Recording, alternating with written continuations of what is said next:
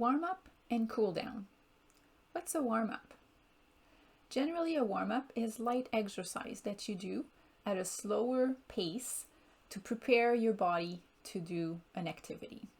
So if you're going for a walk, your warm up could be walking at a slower pace than the pace you will be going at for the bulk of your work. Your warm up should be at least 5 minutes, up to 10 minutes, and it should lead to the pace that you want to maintain for the rest of your workout. If you get angina when you exercise, you might want to try a longer warm-up to really ensure that the heart rate increase gradually. The length of the warm-up should be representative of how long you're going to be exercising after. If you're only going to be walking for 5 minutes, then your warm-up should be just 1 minute or 2 minutes at most. If you're going to be walking for 60 minutes, then your warm-up could definitely be 5-10 minutes long. Why should you warm up? Well, it helps to gradually increase your heart rate, your breathing rate, and your blood pressure. It will prepare your muscles and joints for exercise. It can reduce symptoms such as shortness of breath or even chest pain when you're going to exercise. It helps to decrease the chance of irregular heartbeats, and it also definitely helps to prevent injury. Your aerobic exercise session is the amount of time that you're spending at a bit faster pace, so at your light or moderate intensity. So it's an exercise that will challenge the heart, the lungs, and the muscles in order to improve your endurance and fitness to perform your daily activities.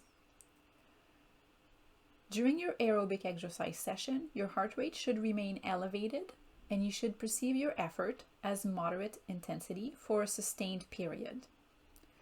Ideally, 30 minutes or longer, but it can definitely be accumulated in shorter sessions throughout the day. For example, you could go for 3 walks, 10 minutes each, and you still get your 30 minutes of exercise per day. Some examples of aerobic activities are walking, cycling, swimming, or dancing.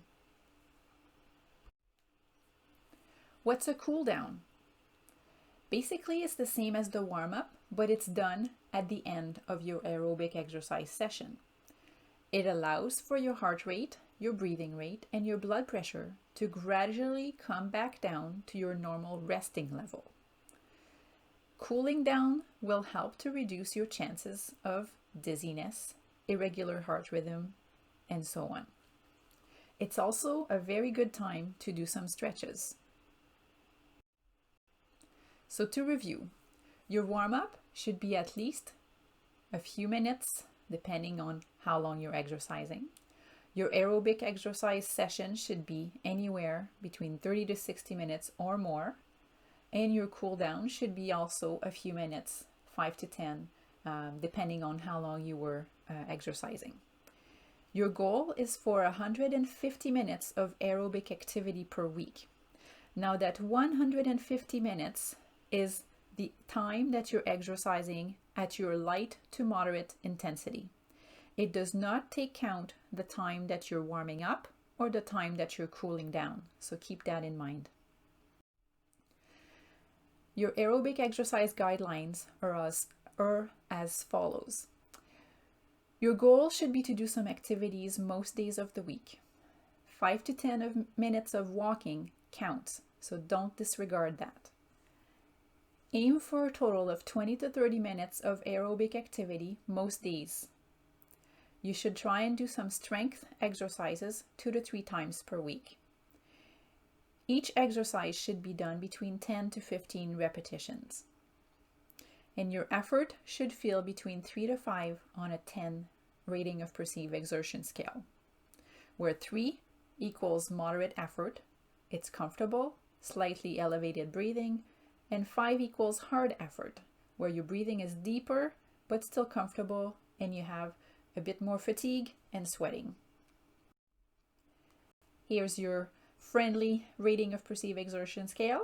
So try to stay in that safe exercise zone, whether you're exercising doing cardio activity or strength training activities.